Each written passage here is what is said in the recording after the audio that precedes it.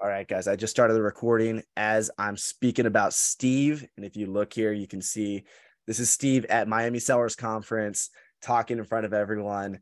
And I think he's talking about eBay to Amazon. I forget, honestly. It was a busy day. And Steve, like I said, does $10,000 profit a month flipping items from eBay to Amazon. And he taught his mom how to sell books. She's still cranking out 3K. She's still cranking out 5K profit month, or not profit, but sales per month. Yeah, closer to 3,000 now. She's been slowing down a bit with the cold in the Connecticut. my mom's gonna catch her soon. My mom's been grinding out here. We're having a competition between our moms. That's Steve. Steve will be hopping in here shortly. So you guys are here today to learn how to make $10,000 in profit every month selling used books, CDs, and DVDs. Steve and I are here to help you achieve that. So rule number one is make sure you're buying good shit. Okay. All that means is that it has healthy profit, healthy demand. Okay. It has to sell for a profit. It has to be profitable. After all Amazon fees, you can't have a book that's selling for $6 and expect to make a profit off of it. I don't care who you are, unless you have incredibly good shipping rates. $5-6 books are going to lose you money. Even $15 books can lose you money if they never sell, or if they're super heavy and they have storage fees. So you have to understand your fees. How do you understand your fees? Use apps like Scout IQ to tell you all the fees beforehand so you know what they are. Number two, understand demand. Make sure that the items you're buying actually sell for a profit. So make sure they have good sales ranks and good e-scores. This is all that matters. If you find products that have healthy profit, healthy demand, you'll have a good business. So the tools I recommend are Scout IQ. If you're going out to thrift stores and libraries, scanning books. And then if you're doing online arbitrage, I use Seller Amp. And I don't know if FlipMine is like a profit calculator or not. Steve can educate us on that. Steve, you want to hop in? Is FlipMine more of a like a tool that shows you items, or does it tell you the profitability as well? You're gonna have to wait around because I'm gonna be dropping that knowledge. So I'm not giving any secrets yet. Okay, Steve's best. So Scout IQ and Seller Amp both break down how much profit each item has, and this is a huge advantage. A lot of people, starting out, don't understand if an item is profitable or not. Okay, so here are the top sourcing strategies to skyrocket your profit. There's more than one way to skin a cat. I'm going to show you guys the easiest way, the way that you can get started this weekend. You can literally make $1,000 in a couple of days doing this if you take action. I have a whole course built around these methods at starthumble.com that teach you more in depth how to do this. But let's do a high level overview right now. And again, I know I got my threes out there, and I promise if you listen closely, I'm gonna be dropping some knowledge bombs here. This is coming from years and years of experience. So number one is go to thrift stores to find items. When you go into thrift stores, don't just look at the books, look at the DVDs, look at the Blu-rays. The DVDs that are blue, those Blu-rays, those are really, really good. Scan the CDs. These are pro tips, guys. Get backroom access. So don't just scan the stuff on the shelf. I don't care how introverted you feel that day. I don't care if your blood sugar's low, whatever. When you go in the thrift store, make sure to go to the back room and say, hey, can I scan the shit y'all have back here? Scan that. And the stuff in the back is going to be twice as good, 3 times as good as the stuff on the main floor. Be there the days the fresh inventory gets on the shelves. Mama Profit up in Connecticut is smart. She knows when the saver is gonna put out the new items. So if you're showing up and striking out at your thrift stores, you're probably showing up getting sloppy seconds when somebody else just went before you. So make sure you show up when they're actually putting the books on the shelf, or any inventory for that matter. In every thrift store, there's probably a few $100,000 in profit just sitting on the shelves. I'm not talking about just the book section. I'm talking about the clothing section, the cooking section, everything. If not $1 million plus profit, if you truly knew where to pick up each item and where to sell it. there's someone out there willing to buy. So just know that walking into thrift stores, and the fresh inventory is the good inventory. I'm preaching to the choir here, but make friends with the employees and managers, guys. Like, everybody gives this advice, but so few people take it. If you actually make friends with the employees and managers, they will call you, they will text you when there's new inventory. And this is how you get the inventory before everyone else does. Become friends with the friends of the library. Show up to every library sale they have. Show up early. Buy the Friends of the Library membership. If you don't have a Friends of the Library membership with every single library within 50 miles of you, you're not playing this game right. You should have every library sale in your calendar for the next few months. You should go to booksalefinder.com and look at all the library sales that are happening within a 200-mile radius of you, and consider even traveling, 100 plus miles to go to these bigger library sales. Some people catch plane tickets to go to library sales. Help set up and take down the library sales. There's opportunity when setting up. Obviously, fresh inventory is being put out. If you help set up, they'll likely let you scan through everything beforehand. And then if you help them take everything down, you'll probably get, maybe you can get stuff for free at the end of the library sale. They're just trying to get rid of stuff, so you can drop your Scout IQ triggers down to zero, your buy cost to zero. So instead of paying $1 for inventory, now you're paying zero, and that could open up a lot more profitable opportunities. Plus, they'll just like you more, and it's going to open up opportunities down the road. Bring coffee and donuts the day of the sale and before the sale, and be their go-to Amazon person too. So when they ask you questions about selling on Amazon, give them everything. Offer to help them sell on Amazon if they want. You can help them set up their account. You can help them sell their stuff on your account. Help them in any way possible, because you're the Amazon expert to them. Used bookstores are super underrated, and booksellers are so damn cheap. It pisses me off. Like, a bookseller will, so many booksellers, they're spoiled with their profit margins. They have 200% return on investment on every fucking thing they buy. And so when they have to buy a $20 book, I have a huge bookstore. I have one of the biggest bookstores in America located near me, McKay's Used Bookstore. Some people don't even look at the $20 books. They're like, why would I pay $20 for a book? And I'm like, dude, would you pay $20 for a book that's going to make you $30 back? I would, all day. To spend $20 to get $30 back, that's 50% return on my investment. A lot of people don't think that way, though. A lot of people instead are going to buy 10 $2 books. And so they're going to pay the same price, $20 for 10 books. They have to do 10 times more work on those books, because it's literally 10 times as much material. And then, yeah, they might make more money on those books, but at the same time, they could strike out on a few of them and maybe not make as much money, So be willing to spend. And I learned this from somebody who sells 5 million plus a year now in textbooks. He was like, when I started out, I was not scared to spend, $30 plus on each book. And so many of those old farts at these stores with the PDA scanners, they're so caught in their ways of 2010, 2005. They think that you think you should be buying books for a quarter and flipping them for 30 plus on Amazon, and that should be like the only thing you ever do. No, you can spend $30 to make 40. This is completely fine. And that's the world of online arbitrage. This is what you see. You spend $1,000 online arbitrage to make 1,300 back, so be willing to spend more on books. Focus on profit and fast selling stuff. Scan 500 plus an hour. So when you go to used bookstores, it's a different game than when you go to thrift stores. There's usually going to be like 50,000 plus books on the shelf. So with that being said, most people are way too lazy to actually scan that many books. So I try to scan over 1,000 books when I go, and it's hard, but if you scan fast, you can do it. So it's a volume game. Most people quit, but you can literally rake out thousands of dollars profit in a day if you just put some headphones on, focus, and just scan. Don't be emotional. Don't pay attention to what section you're in. I mean, obviously go to the good sections, but once you're in that section, commit to it, and scan hundreds. And same principle, go to the fresh inventory, listen for where they're putting the books on the shelf, and then go there. So that's my tips for used bookstores. If you haven't been hitting up used bookstores near you, go on Google right now, type in used bookstores and see if there's any nearby.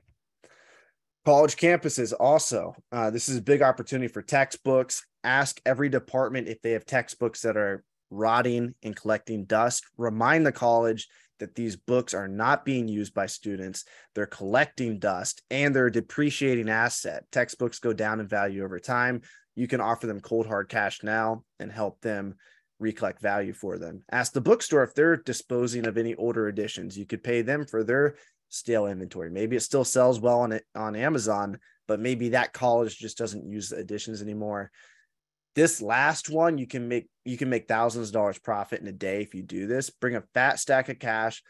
Obviously, beforehand, set this up, but you can go to a college and just set up a table and purchase books from students at the very end of the semester. Set this up for the last 3 days of the semester during finals week.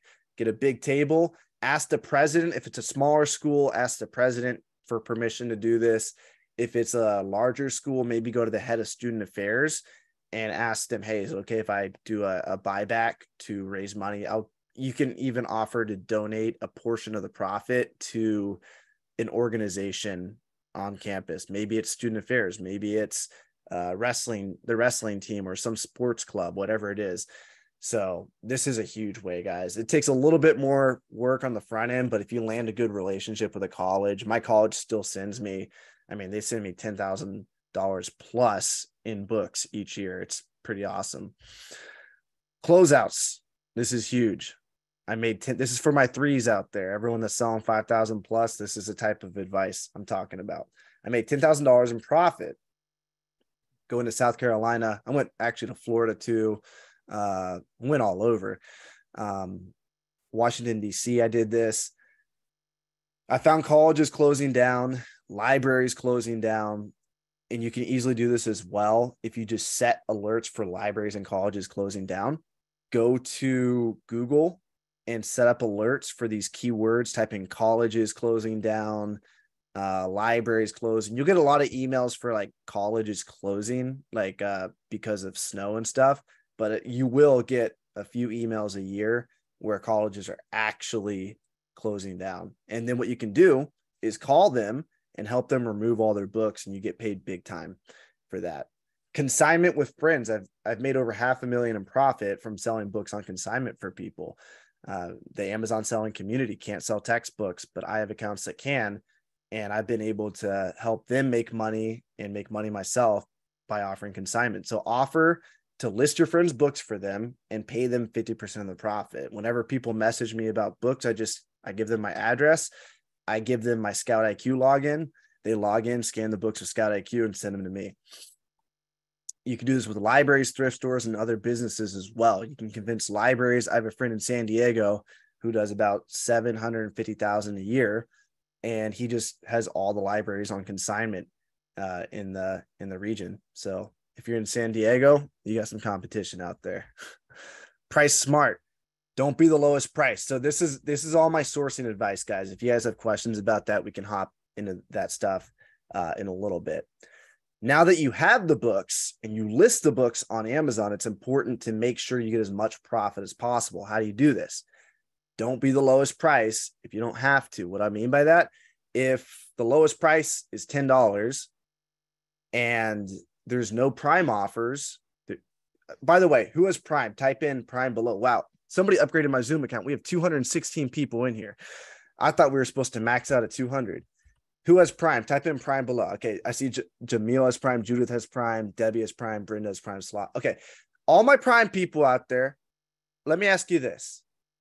If you're going to go buy a book and you can get it in 14 days for $10, or so you can buy it for $10 and you'll get the book in 14 days, or you can buy the book for $14 and you'll get it in 1 day. Which option are you going with? Type in 14 days or type in 1 day below. Type in 1 day below. I see a bunch of ones coming in. Everyone's willing to pay $4 more for a book to get it in 1 day, because you don't even know if it's going to come in 14 days. With USPS, you got like a 20% chance that shit's going to end up in the creek. Like let's be real, So Yeah, somebody says depends on how bad I need the book. Well, some people need the book bad, and especially students. Students need the book by Monday morning, you know? So what I mean by price smart is if there's no prime competition, price a little bit higher. If the book sells fast, price it higher. Guys, if the book sells fast, the low ballers are going to sell out. This is just a fact. If it's a fast selling item, you can wait. If you're patient, you can sell it for higher. All the items on Amazon, they usually go up and down. There's very few items that are completely static all the time. And even if it looks like it's static all the time, there's people selling for higher prices just because they have it listed for higher prices. If the book has a prime bump, take advantage of it. If it's selling $30, if that's a low price and the prime price is $50, price it at whatever the prime price is. Don't be an asshole and price it down at the $30 price, because then you're just lowering the price for everyone. So GoToLister is my software, and we do have built in, just like Scout IQ and Scoutly, whatever software you guys use, you guys have triggers.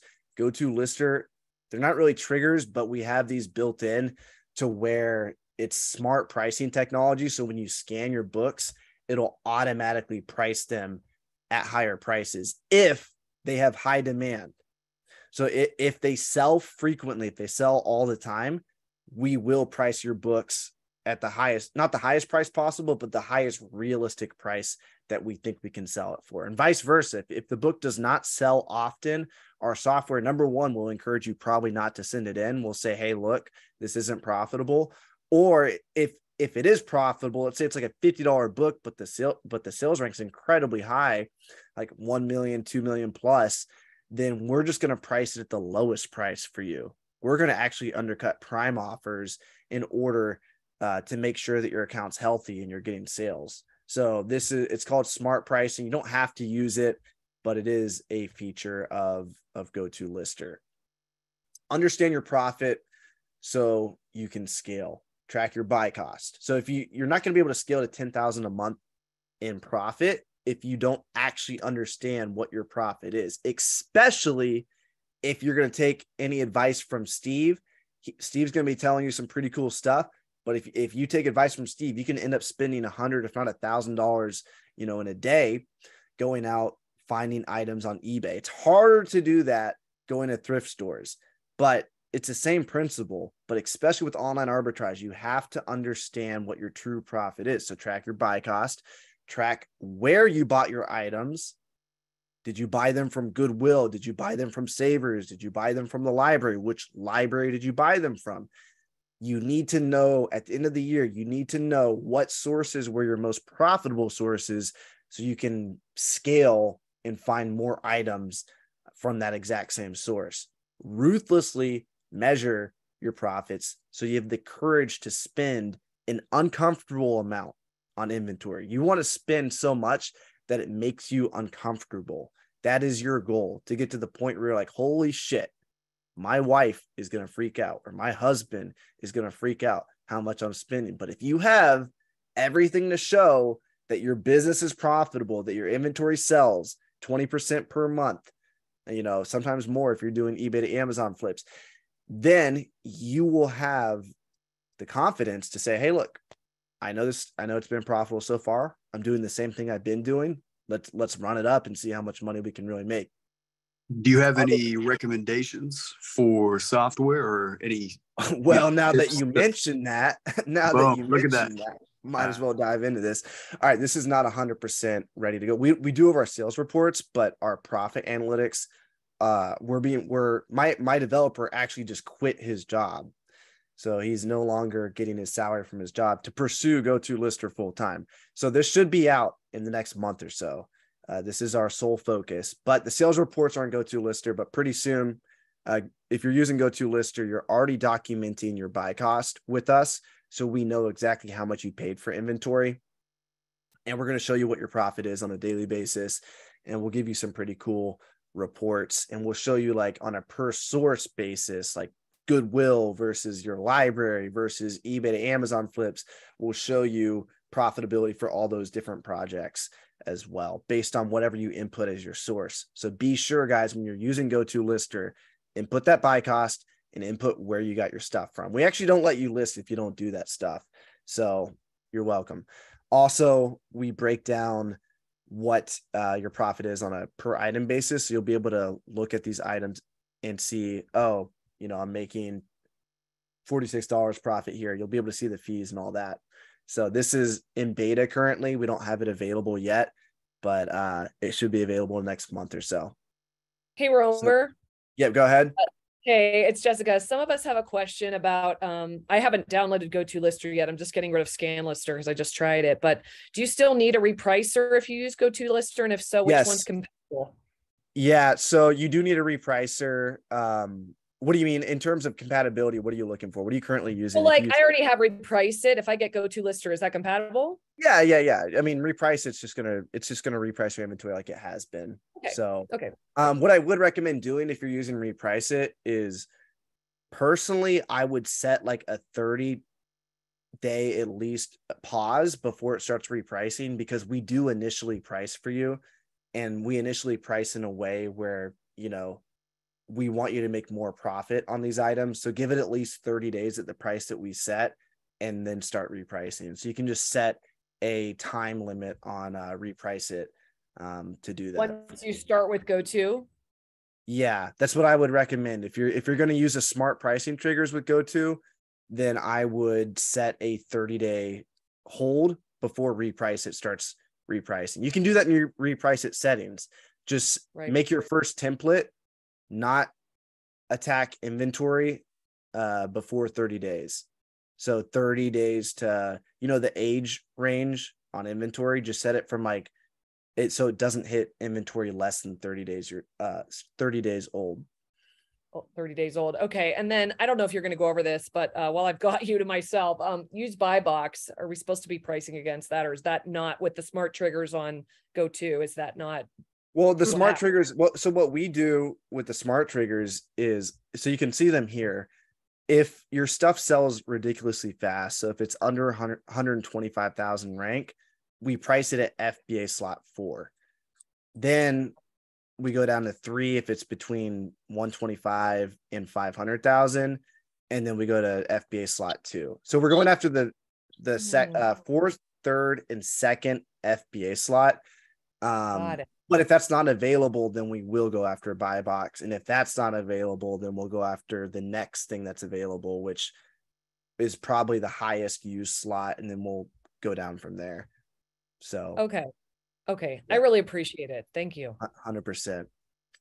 I have a question. Sorry. We'll get into Q&A in just a second here. Let's finish this up. And then Steve's got his little go, and then I'll answer. What was your name? Debbie. Okay. We'll get back to you, Debbie, in just a second. Yep. Okay. So the last thing is list fast. So if you want to make 10,000 profit a month, you got to make sure that you're maximizing your time. So sourcing is a $200 plus per hour job. So focus your time on sourcing, not listing. Listing is a $12 to $20 hour job. Depending on where you live, you can hire somebody. Here in Tennessee, I could probably pay someone $12 and it'd be fine. I pay my lister $12.50 here in Tennessee per hour. But if I lived in California, I would probably have to pay $20 per hour. Sourcing, on the other hand, I mean, I went to a thrift store the other day, shot a YouTube video, and I probably made $730 was the profit. So let's just call it $600 profit in 3 hours. So that's right at $200 per hour. And you guys know how it is. You can make so much money sourcing, whether it's eBay to Amazon or we're going into thrift stores, online arbitrage. Sourcing is where it's at. So I'll show you how fast I can list 25 books. If you guys look here, I have 25 books. I'm going to show you how fast we can list those. But first, I want to let Steve reveal how he's making 10K plus a month from his laptop, from home, flipping eBay to Amazon. So Steve, if you want to pick up from there. Boom. This is my first time doing a shared PowerPoint with someone. This is cool.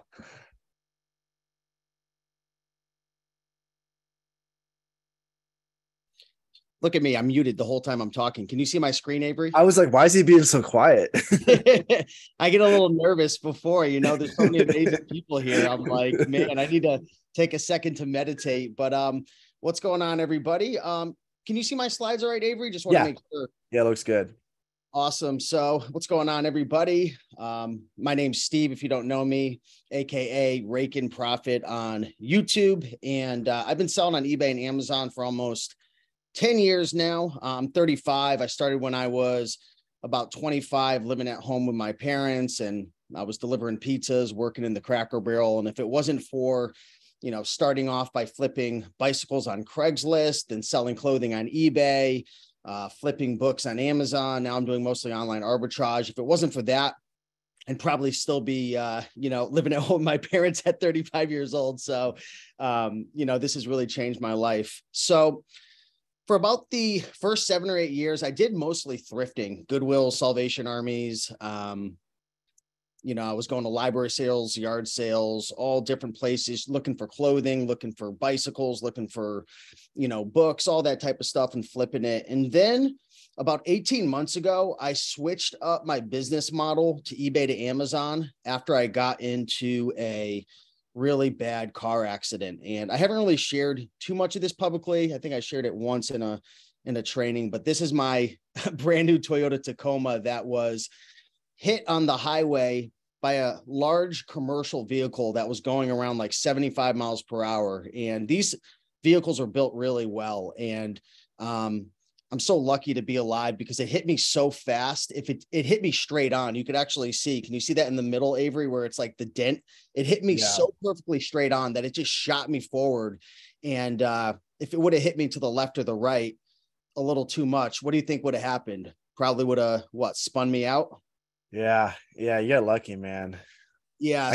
I can't imagine what that felt like the impact. Yeah. And, Avery and I lived together for a while, so you already know that I'm kind of like an anxious person to begin with. So dude, I wish you would have had one of those things in your car to like record. You could have memed that so many times on Instagram. Yeah. So, I mean, I've already been dealing with like a little bit of anxiety and depression like before this. And after it, like I started having massive panic attacks driving. Like before, I was driving all around the state to auctions, flea markets, garage sales. Like that's what I love to do. Like I taught my mom how to do it. She's been selling books on Amazon for almost 9 years. She's 69 years old now, goes to the thrift store, loves it. Like we used to drive all around finding stuff, and it's, it's hard. It's competitive, like but it's so much fun. But I just couldn't do it anymore. I was just freaking out driving so much. So I was pretty much forced to find a way to be able to find inventory from home. So that's when I stumbled upon eBay to Amazon. And the only reason I stumbled upon it was because I didn't want to do traditional forms of online arbitrage, because I always had this idea in my head that it was just like super competitive. And I don't know, I just didn't want to have to be dealing with selling items that everybody else was and price tanking. And I've come to find out that's actually not true. But in my head back then, Avery and everybody, like, I was just like, I got to find a way that is like unique. And everyone always told me like, you can't do eBay to Amazon. You're going to get kicked off. You can't find deals that good. And there's obviously some truth to it. There are some risks to selling eBay to Amazon, thrifting, garage sales. There's risks involved because you don't have legitimate invoices. And if you're selling newer items, there are definitely some risks involved, but there's a lot of ways to mitigate the risk. But anyways, the first 6 months I started doing eBay to Amazon. And the way I stumbled upon it, I forgot to mention, is because over the years, sometimes I would just randomly like sell an item from a thrift store for like $200 or $300, whether it was a book or I forget what that book was called. But Avery, when you were at my house, this was, I don't know, when were you at my house? Like a year ago or so. It was funny. You told me about a book that you sold for like $140, and I flipped that from eBay to Amazon like 5 times now. And yeah, it's just crazy. But anyways, I did that like multiple times in the past with like CD players. Like that. What was it? What kind of book was it? Like a medical book, or it was something weird? It was some weird like pharmacology book, but it was just, it was a really odd book. It had like a 3 score, and it wasn't super popular. It was like a 2 million rank. But I'll just consistently buy it off Facebook Marketplace, eBay for $40 to $60 and flip it for like 170. But anyways, that's how I kind of stumbled upon this, because I had some random eBay to Amazon flips, and I was like, you know what, maybe there's something to this.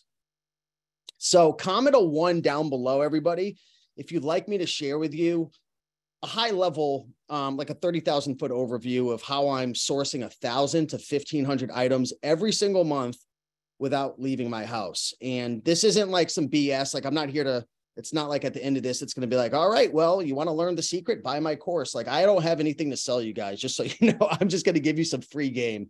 So if you'd like to know how I'm doing this, comment a 1. I can't see the comments. Is anybody commenting? They're coming in. There's a ton of people. Let me there's Karen, Miguel. Okay, someone put a 2 in the chat. Lisa. I don't want to know. Well, hey, I'll just keep all the items for myself. But yeah, we the got crazy a ton of thing people. is, I'm not going to get too much into the weeds. But the crazy thing is, Avery, can you guess, out of, let's just say 1,000 items per month that I'm sourcing, sometimes it's more, can you guess how many I'm actually sourcing myself? Well, now I know. I know you're not sourcing any, right? I have a team of virtual assistants in the Philippines that I've hired that do all my sourcing for me. But I'm not going to get too much in the weeds with that, because it's going to freak your brain out. But just know there's like crazy. Yeah, that's really impressive. Like, yeah, a lot of people aren't able to do that. So that just shows he's like really gotten his systems down good, and he understands like he knows exactly what he wants in terms of sales rank and profit. So yeah, this eBay to Amazon game, it's funny because I get a lot of comments on YouTube and people think they know how to do it. And like this, there's a lot of levels to the eBay to Amazon game. So I'm going to teach you guys like level 1 and 2 out of like level like 85. But anyways, these are my numbers. Like, these are literally screenshots from, were these from today or yesterday? I don't know, but they're super fresh. So you can see I sold $321,000 in sales over the last 12 months. This is from today. And I've sold 8,423 items. So I think that's like a $36 to $37 average selling price.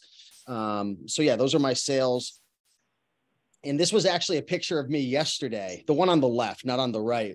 That was me rocking my Seller Amp shirt. Big shout out to Seller Amp. I got at the Miami conference. And Avery, those were the packages that got delivered from eBay to my house just yesterday. Wow.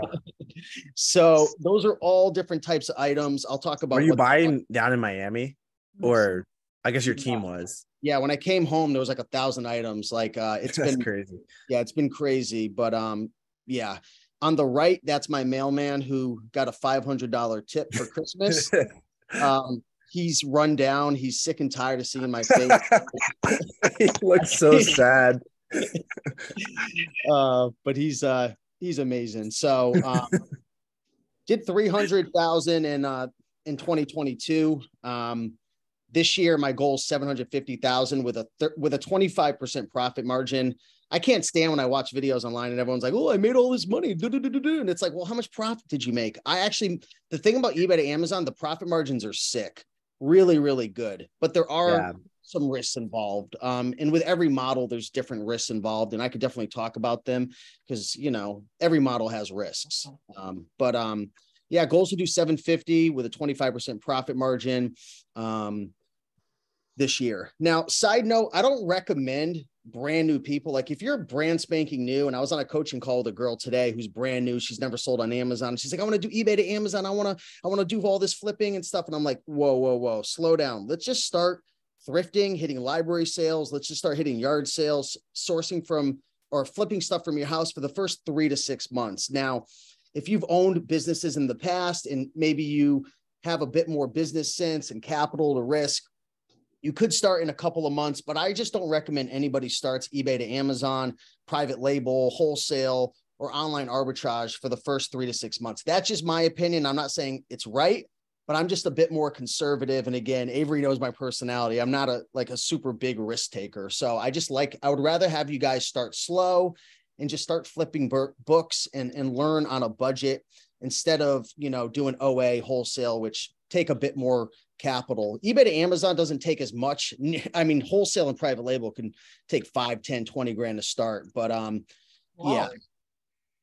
Yeah, I would just start. I would start E to A or online arbitrage after 3 to 6 months, but that's just my opinion. Okay.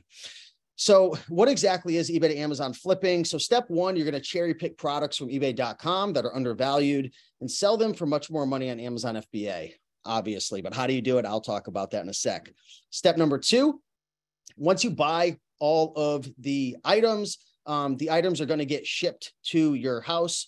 You're going to unbox everything, check it in, make sure it's the condition you ordered. There's a lot to it, but yeah, you're going to open all the packages. And then you're going to do exactly what you would traditionally do, going to thrift stores and stuff. You're going to condition it. You're going to price it. You're going to list it. I've been using GoToLister the last 30 days, and I wish you had a leadership board. We will soon. That's on our list. Now that Dom quit his job, we can probably actually make it. Because I feel like after Miami, I had so much stuff that got shipped in. It's like, I must have sent in 20K in profit the last like week and a half, but it's usually not that crazy. It's just I was in Miami. Step three, after you send it to Amazon, just like normal, the customer purchases it. Amazon will pick it, pack it, ship it, and then you get paid. So there's no difference between going to thrift stores and doing eBay to Amazon. The only difference is with eBay to Amazon, you're spending more money to buy the items, and they're coming to your house, which you could do from home. And thrifting, library sales, are having to go out and find it. There's pros and cons to both. We could definitely talk about it during Q&A. So these are screenshots from today. As much as I love a lot of you guys, I see some students who are in my E to A program in here. Shout out to Amy. I saw you in here, Phil. As much as I love all you guys, I've got to, put a line through my title, because I know you guys are going to go after my storefront and, just be such amazing people. But yeah, here's some examples of items that I've flipped just today. Top right-hand corner was a DVD from 2013, paid $18.50, as you can see in my custom SKU, sold that for $38. Down below that was another DVD from 2003, paid $22.99, sold for $41.19. Down below that is, I'm trying to move this out of the way. I can't see that one in the bottom left-hand corner, so I'll just go up to the top right. Paid $23.99, sold it for $52.90. These are it was $15 was the buy cost. Okay, and what's the unit? 32. Price? You sold it for 32. Yeah, got you. So it comes out to around like a 30% our profit margin on a lot of these. Some of them are a little less, some are more. And what he's got there, that's called a custom SKU. GoToLister creates that as well. So it's 16 is the buy cost, right? Yeah. And then 37 is the sales price. Yeah. So when I go to list my item in GoToLister, I'm able to, GoToLister is going to pull certain data points, but I'm going to input my buy cost and I'm going to input my source. So when I sell it, these are from my Amazon seller app. So when I check my Amazon seller app, like right now, I'm looking in my app, I can see that so far today, I've had 43 sales for $1,507. And I could actually go in and see every sale, what I paid. It's not going to show me my actual profit margin, but it's just kind of good to see. And not every item I make a good profit on. Sometimes I might lose a little money because it just didn't turn out the way that I wanted. But just want to share a couple examples.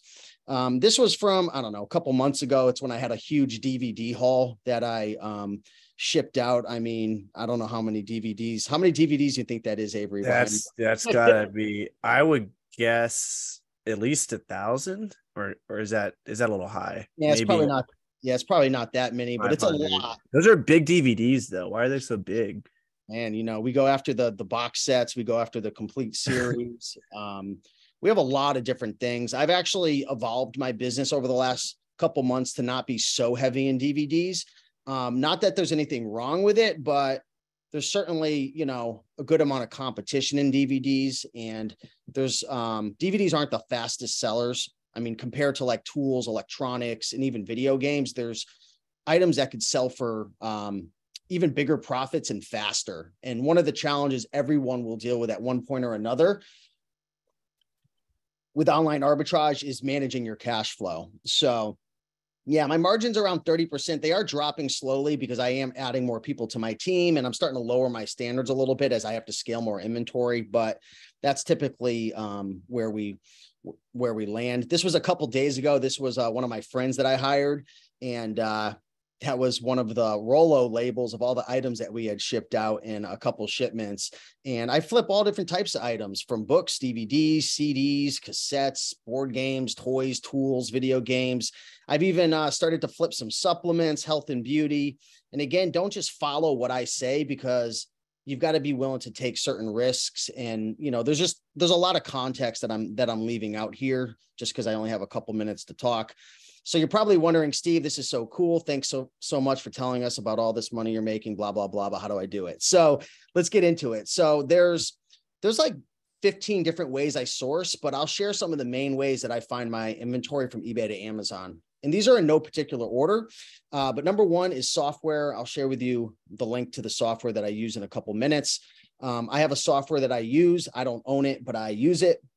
And it'll essentially will find items on eBay that are underpriced, that are profitable on Amazon. Now, the software is not perfect. You definitely have to understand how to read Keepa, SellerAmp, different tools, but the software really will save you a lot of time. I also have a leads list. This is a Google sheet full of items that I've never sold before that I'm looking to buy at a certain price.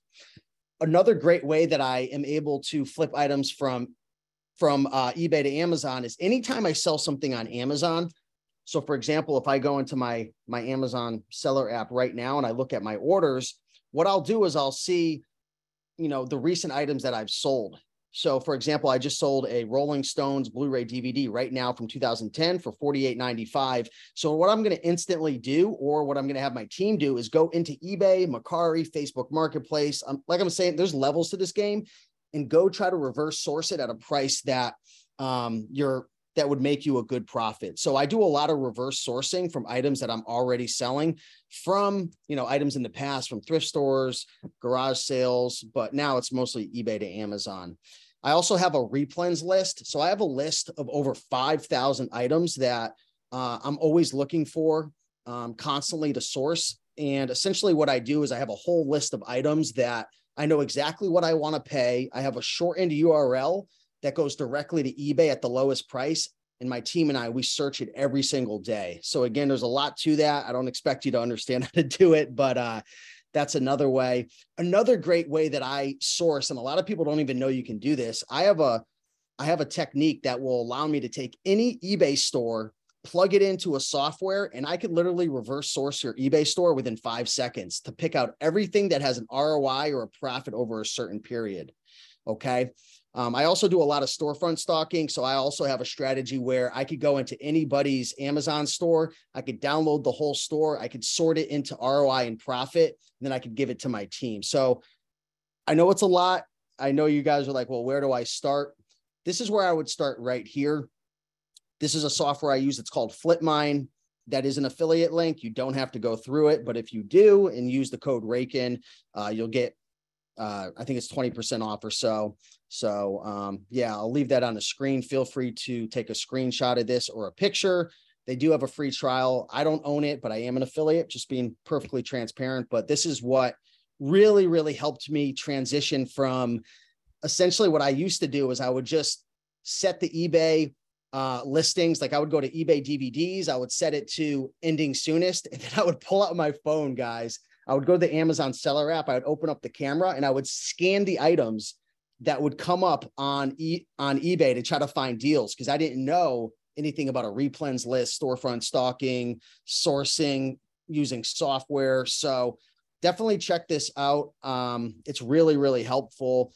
And we could probably maybe on another training, Avery, I could share with people how to use this. It's pretty simple. And again, I just wouldn't start doing this if you're brand spanking new, but yeah, definitely check that out. Now, I want to know who wants to see 5 more items that I flipped from eBay to Amazon. I'm going to share with you exact items. I'm going to share with you how long it took to sell, what I paid, how much I sold it for, profits, ROIs. So you know what? I want you to comment go-to lister in the comments. And if we get, I don't know, how many go-to listers we got to get, and I'll share with you guys these 5 items that we got a lot of people, so we got to have at least, I'd say at least 40. Let's see if we can get at least 40 in there. Let me open this up. All right, boom. We got people coming in. We got Amy, Chad, Brenda, Johnny Flips, Tracy, Andrea, Roger, Stacy. Oh, baby. We got Gabby, Steven, Ken, Joanna, Joanne, another Stacy. Or did Stacy comment twice? Wait, hold on. Let me check and make sure it's not the same Stacy. Bruce, TC, Marietta, Michael. All right. I say we're right around good right now. Cool. So I'm going to share with you guys these 5 items. Again, I know there's a lot I'm leaving out, but it's like there's a lot to know about this. Yeah, so this will make it make sense for people. Yeah. So I use a tool called SellerAmp. You probably saw me wearing the shirt in that picture where I was showing off all the items on my SellerAmp front steps. Yeah. So these are items I've actually sold. So let me break it down. Let me just move this out of the way so I can see. Okay, perfect. So this was actually a used PS2 game. Yes, I flip a lot of PS2 games from eBay to Amazon, a lot of used ones as well. I bought this. These are somewhat older sales. So they're not super recent, but I was just sharing some sales. This was on the market for 44 days. So like when I bought it, it was in my store for 44 days until it sold. I paid $11.42, sold it for $37.84 and made $13.46 profit, which, it's not a huge profit, but it's still, 117% ROI, which isn't bad at all. So a lot of people ask, do I have to sell new? Do I have to sell used? You could sell either. If you're a newer seller, I'd recommend probably going more towards used items, just because as a newer seller, Amazon's a little about like selling products as new. Like you have a higher risk of them calling you out for an invoice, but I've sold over 8,000 items last year. I never had them ask me for any invoices, but there's a lot of tips that I have that I can share behind the scenes about how to reduce the risk of that. But again, we don't really have time for that in this call. Next item that I flipped, who here knows about this? If you're at a thrift store and you're not picking up the Dungeon and Dragons books, I don't know what you're doing with your life. Who here has flipped a Dungeon and Dragons book? These things, I love flipping these books right here. Avery, tell me you flipped these before? Not from eBay to Amazon. No. But like in general. They look familiar. I'm not even sure, man. Oh my God. Holy moly, man. Dungeons and Dragons books. They fly. I've only flipped a couple from eBay to Amazon, to be perfectly transparent, because they're very popular. But this book, I spent $41.99 on this book. I'm actually curious what it's selling for nowadays. This is a good example of spending money to make money. A lot of booksellers would never spend $41. And this was kind of a dumb buy, I felt like, just because the rank was 1.3 million at the time. The rank's actually, it's funny, I just looked it up now. The price hasn't changed much because this was a flip from like 10 months ago.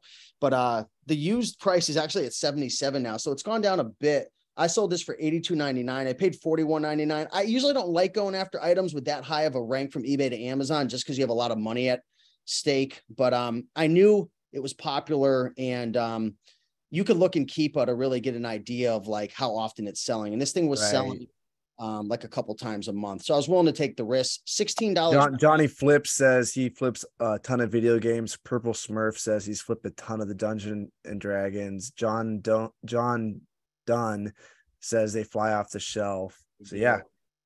Yeah, they do. And there's so many different variations. They look like it feels like it's one of those books that feels good, or does it not feel like velvety at all? Yeah, it's a solid book. They're high quality. They're soft cover ones, but this was a hard cover. Yeah. Some of the books you can just feel when you touch them. Like it's like, okay, this is know it's money, right? Yeah. It was funny. One time I was with my mom at a thrift store, and I was in town, and she's like, come to the thrift store. I got a bunch of cool stuff. And she knew all about the Dungeon and Dragons. She had like a cart of like 15 of them. And it was so funny because there was this guy who walked by us, and he like looked in the cart, and his eyes like lit up, and he was like so pissed. Like, what is this 69-year-old woman doing with all these Dungeon Dragon books? Like, yeah, I taught my mom right. It's funny because she could have flipped them to him in the parking lot, like for just like $3 extra, and it probably would have been worth it for her, Well, no, a lot of those books sell for 40, 50, 60 bucks. So for her, she made a lot from it. Wow. But yeah. Anyways, here's another flip right here. This is a used DVD. Again, I've expanded into a lot more items, but I'm sharing items that I feel like people here would be able to sell. And getting ungated in DVDs is so easy. Just go to christianbook.com, buy 10 of a DVD, and bada bing, bada boom. So this actually took a little longer to sell. It took 63 days. I paid $30.87. Sold for $81.99. And it made $28.11 profit. I'm actually scanning this now because I want to see how the prices have changed over time. But yeah, used items, new items. Okay, so this is 107,000 rank right now. New is 173. Used is actually at 99 right now. So the price has actually gone up a little bit. But with SellerAmp, you can see the estimated amount of sales. So it's selling about 5 times a month, 91% ROI at that price. And I actually sold this, took 63 days. $28.11 profit. Here's another item. Drop a 1 down below if you guys are all about flipping Lego. If you're not ungated in Lego, let me put you on to some really basic sauce. And I'm not going to charge you $1,997 like some of these ungating services. Go to lego.com, buy 10 of an item. I'd actually recommend getting like a keychain, maybe like a Star Wars, Disney keychain. And then you get gated in Star Wars, Disney, and Lego all at once on a budget. If that ain't some sauce, I don't know what sauce is, but yeah, paid $15.35 on this little snowman guy, 30197, sold it for $41.99. Only took 11 days to sell. I'm not like usually a huge fan of the Lego creator stuff, but a lot of these things that are retired can make some good money. $14.99, 97% ROI. Again, it takes a bit more money to make more money. There is more risk involved. That's why I say wait 3 to 6 months. Just know you don't always have to go thrifting and go to library sales forever. There are ways to source from home, but there's certainly, you know, a bit more knowledge you might have to know and some capital.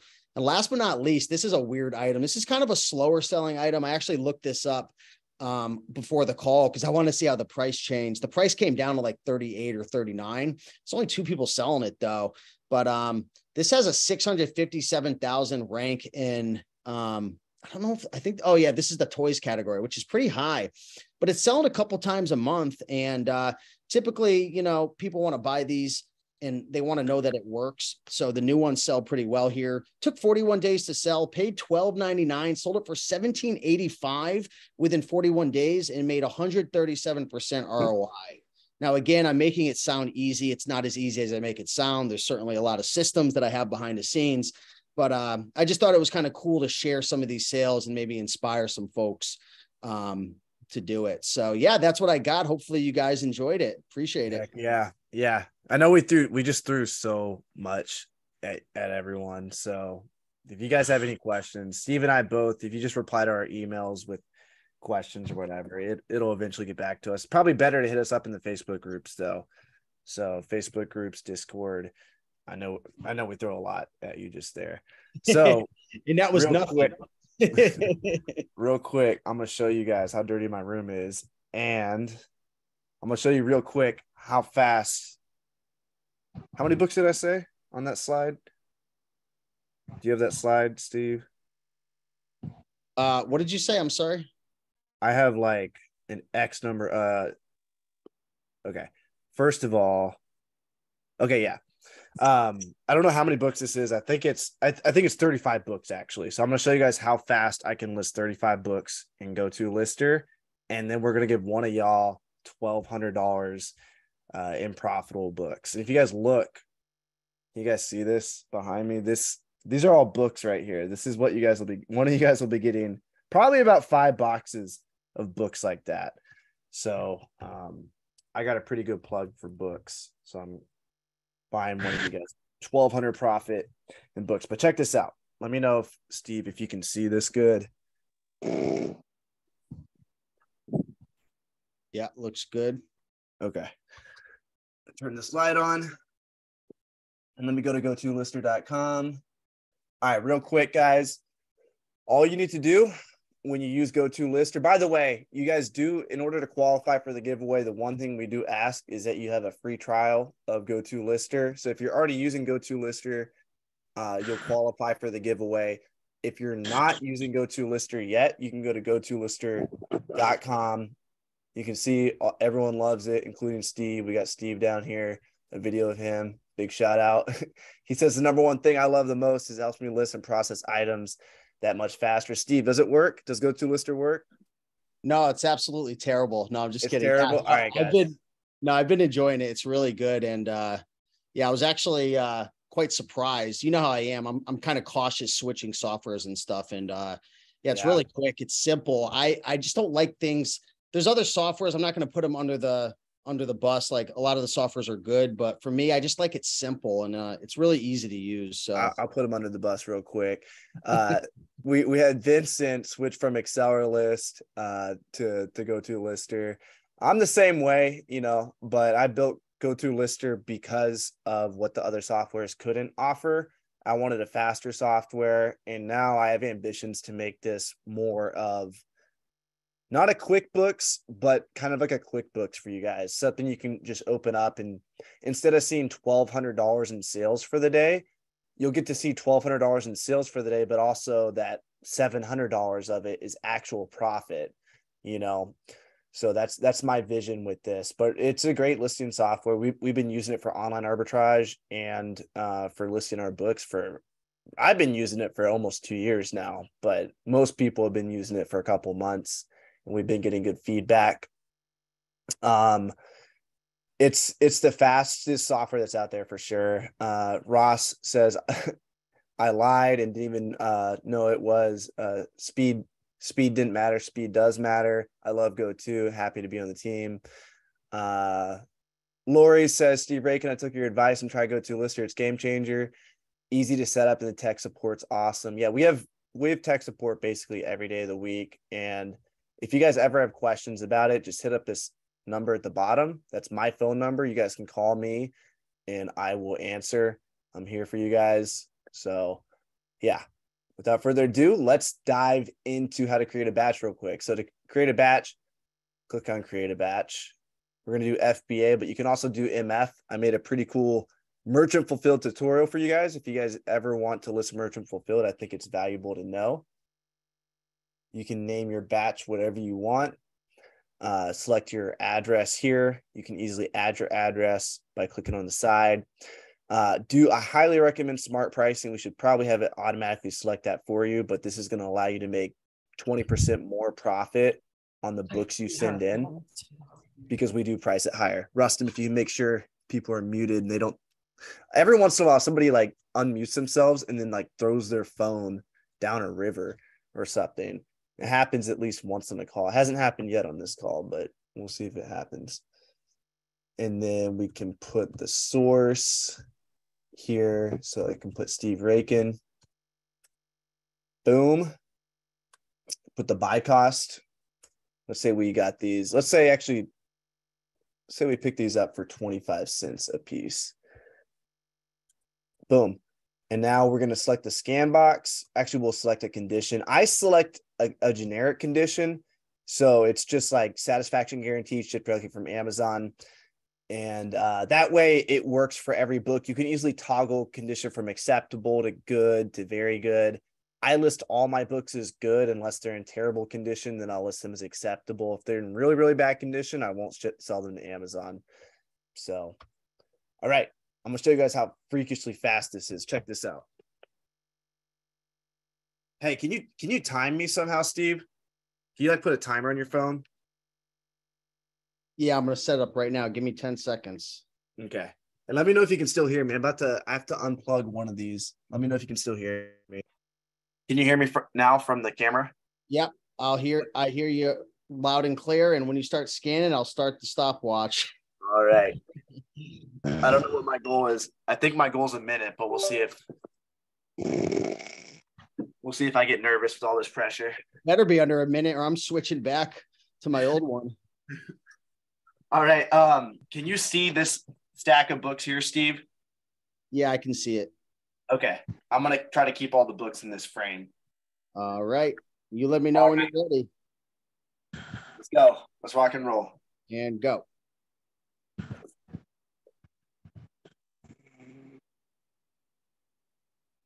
Boom. Out of the way. I don't think, is it working? Is it working? Because I feel like you. Hold on, we got to reset it. Why did it's not hitting enter? Hold on. That's weird. Give me 1 second. It's not the scanner's not hitting enter. In the meantime, will you figure that out? You'd like me to, maybe I could shout out some comments here. Yeah, go for it. We can jump into Q&A in a second too. So if you guys have questions, get ready for those. Yeah, Rustum. And if you could get this thrifty person out of the comments, no offense, they're just being super negative, and you know, it's better to be positive, and you know, there's no perfect business out there. And no problem. I will. Yeah, thank you so much. Yeah, Christians, get out of here, thrifty. They were giving him hell, or her hell, whoever it is. I know, they were like going nuts, and I was like, where's the moderator in here? I was like, Rustum, at what point are we going to allow this person to just take the whole room down? All right, you ready to time me? You ready for this? Yeah, I'm all set. What was the issue? I don't know, I just glitched up. I just refreshed it. All right, I am ready, and you get started.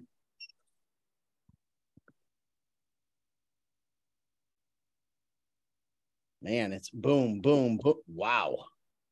Hello. You want to explain to them what's going on there, Steve? Yep. So what he's doing is he's scanning all of the barcodes, and they're all getting processed. They're being added to the queue right now. So what's happening is he has his source set up. He has his buy cost and his condition set up. And every time he scans an item, it's getting automatically listed, and it's getting automatically priced, because he has it set up with, I believe he has smart pricing on, or is it match buy box? I'm not sure. I can't see. Pricing. So he's got smart pricing set up. Wow, that's a loud noise. So yeah, everything's literally getting priced. And if you look at the top, you can see 15 items, 16 items. You can see each item has a SKU. You can see his buy cost is going up because he's got a $1 buy cost. And for some reason, the profit, I think, might be taking a little time to catch up, or maybe you're not listing very profitable items. Maybe that's the case, but yeah, these are not profitable books. I'm making a YouTube video pretty soon on how to list 500 books. And so I just paid for a bunch of cheap books to be shipped to my house. Okay. And yeah. So now what I can do is go here. So this is actually going to make me take a little bit over a minute, but now what I'm doing, so you guys saw me scan all those books. Now I can go back and select any problem books. So books with 2 ASINs, I can select the correct title. So there we go.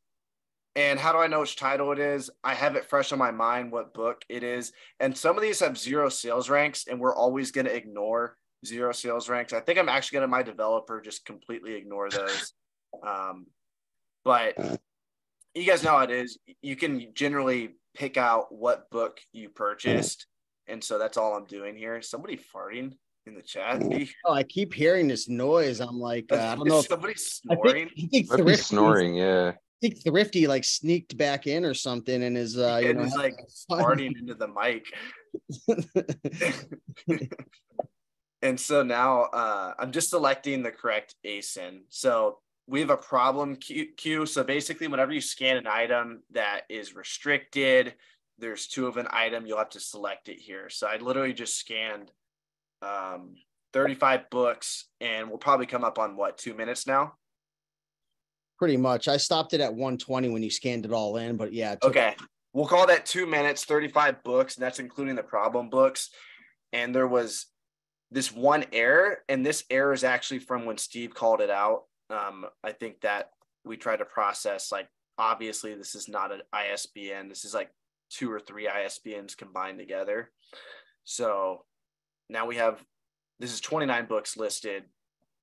And yeah, the profit's really low on this, but that's just because I purchased 500 books for my friend. And I'm going to make a YouTube video. I'm going to try to list 500 books in less than an hour with my mom. So I don't know if we'll be able to do it. I don't even know if it's possible, but we'll see. So anyway, that's GoToLister, guys. You can click on your sales data and see what your sales are, how many units you've sold. And guys, in the next month or so, we're going to have profit data too. And this is going to sync to all your batches, all the profit, all the buy cost you put in here. It's going to tell you exactly what your true profit is based on the buy cost you enter. So be sure when you're using GoToLister to actually enter the buy cost. All right, let's dive into this giveaway, guys. Who here is ready? Type 1 in the chat if you're ready for, we have a huge, crazy giveaway. I actually forgot how crazy this was. I wrote these emails a few, like 4 weeks ago before Miami, and I forgot everything I'm giving away. So let me just recap everything you guys are getting. You guys are getting $1,200 in profitable books shipped directly to your house. I'm covering shipping. You guys are getting 6 months free of reselling freedom, which Steve's going to go over in just a second. You're getting his eBay to Amazon course for free, which basically goes without saying what that covers.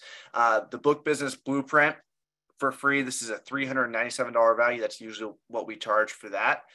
You'll also get 6 months free of Go-To-Lister. This is $300 at the current low price we have it at. We currently have it at $50, and in the future, we may raise the price. This is the price that we're starting out at. Our competition's at $70 right now. We want to be better than them. So this is at the current price of Go-To-Lister, which could go up in the future. So this really could be a $400 or $500 giveaway. And a one-on-one coaching session with Joji, which is $147 value. He is super, super smart when it comes to Amazon to Amazon flips, right? Yes, sir. Yes, sir. Yeah, Amazon to Amazon. So he does textbook flips. So we got a ton of textbook people in here today, a ton of book people. So if you guys were interested in what Steve was going over, you'll get direct access to Joji as well. So all of this comes out to, I have no idea what this comes out to. A lot. We could do 250. Joji's smarter than Steve and I when it comes to this kind of stuff. So Joji's can you calculate that for us real quick? Outsource it to Joji. It's over $2,000. I just put it out there. I'm gonna say this is $2,250 value. That's what my gut tells me it is. So yeah, we're gonna give this all to one person just for the hell of it. So yeah, all you need in order to qualify is a subscription to Go-To-Lister. Now this is 100% free, because if you don't have one currently, you can get a free trial today.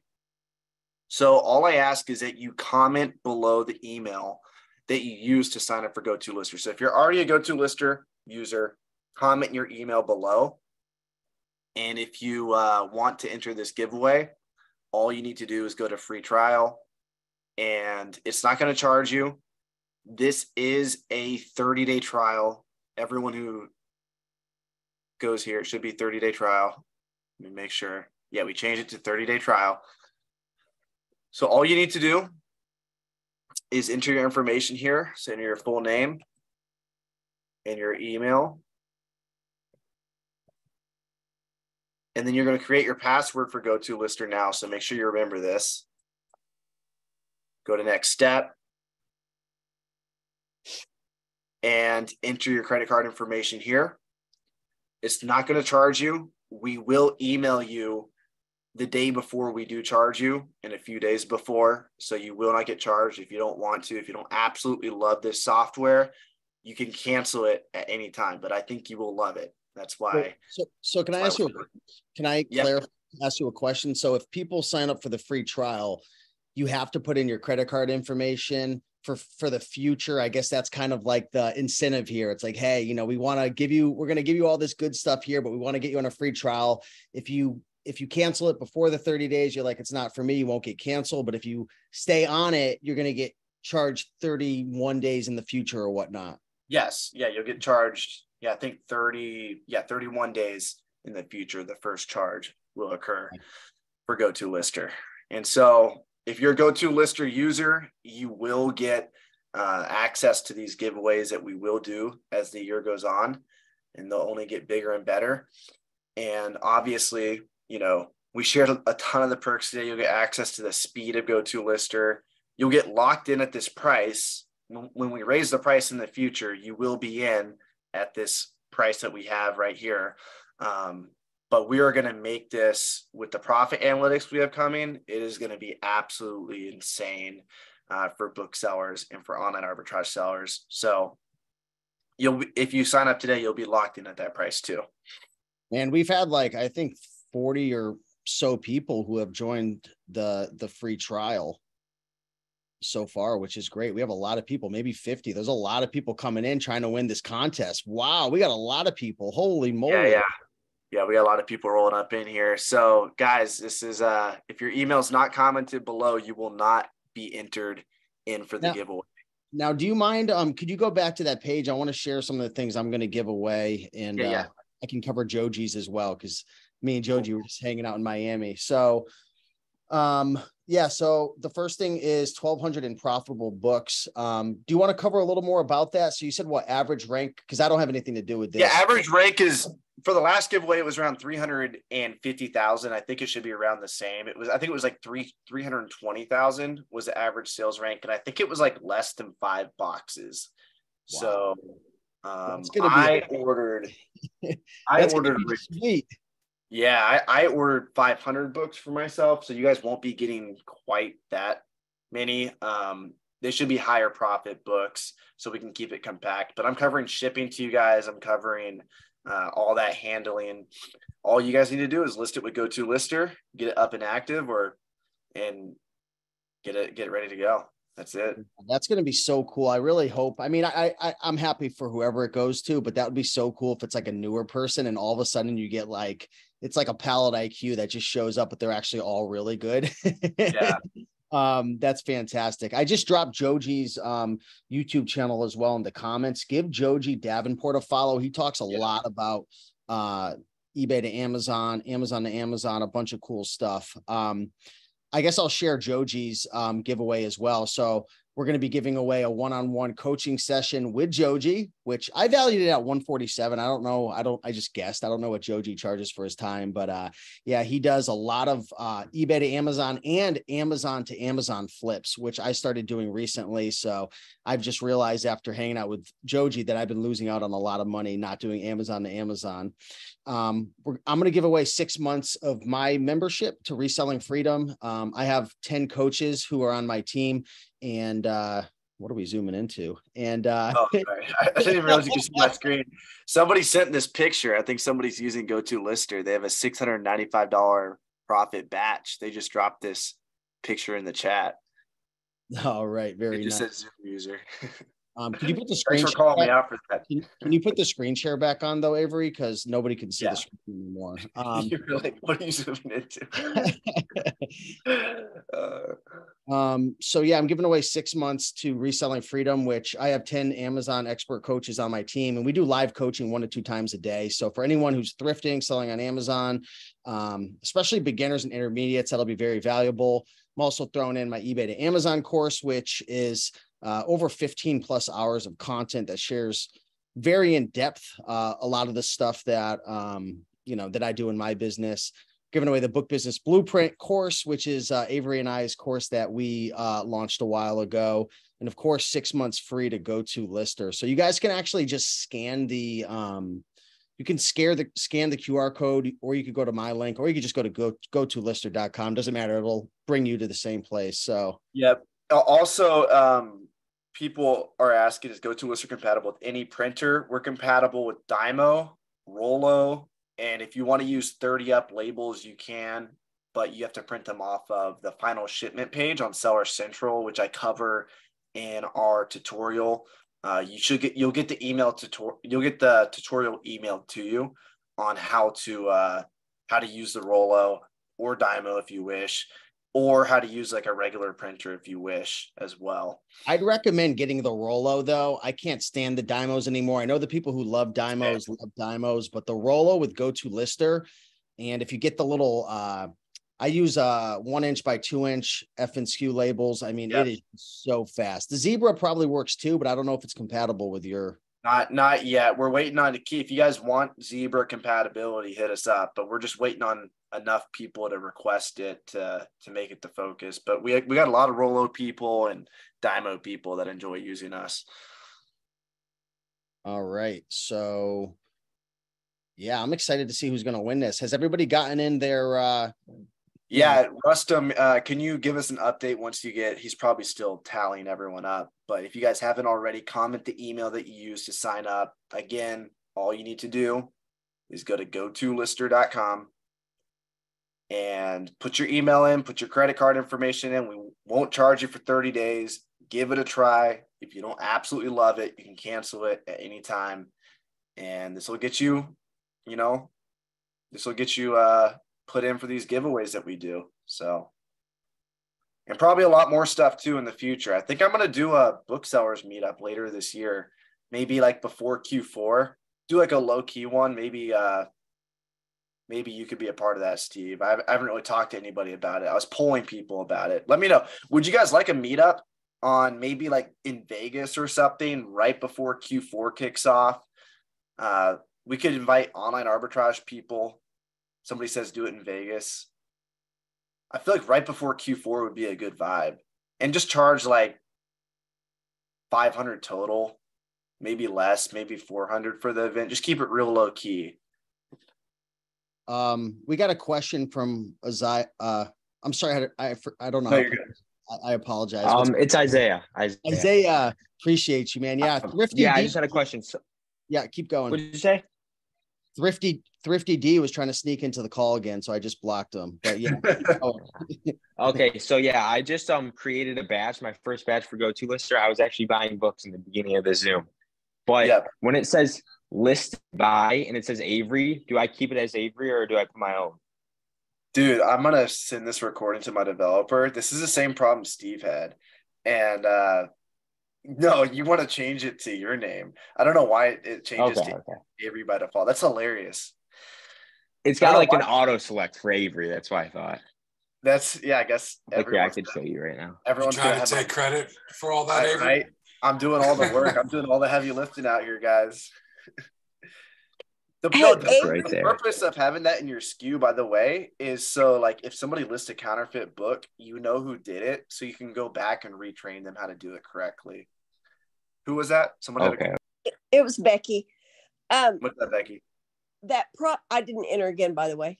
That problem. I was wondering if you can if you want. I thought that was kind of evil. Yeah, there's some extra stuff in there.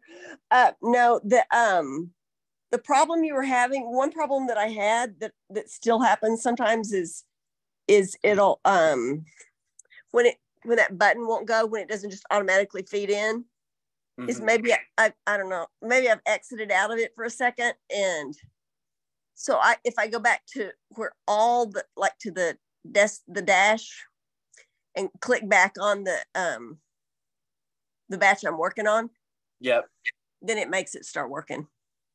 Gotcha. Oh, for what issue? When it wasn't, the button wasn't going for you early. Okay. Oh, gotcha. Yeah. If you can explain that better. If you can explain that to them better than I just said that. But I think that might be what was happening. Yeah, I just hit refresh and it worked for me. But you guys saw how I scanned it at the beginning and it wasn't auto entering. I thought it was my scanner's fault, but I couldn't hit enter on my computer either. So I just hit refresh and it worked. But there's a few small bugs like that, but I mean, not a whole lot. And we usually get those fixed like within 24 hours. Yeah, I'll give a plug for the customer service for sure. Yeah. Rustum, how we doing? I'm still encoding. Perhaps you can answer questions. What'd you say? Hello, can you hear me? What are we at total with entries so far? So far, I already gathered 45 participants. All right, we have 45 people still so far.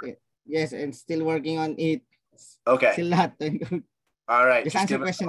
We'll keep the Q&A going until you get everyone. We'll give people some. Yes. Yeah. I will let you know once I'm done. Cool. So, no rush. Okay, hey, thank you. Yeah. What's up?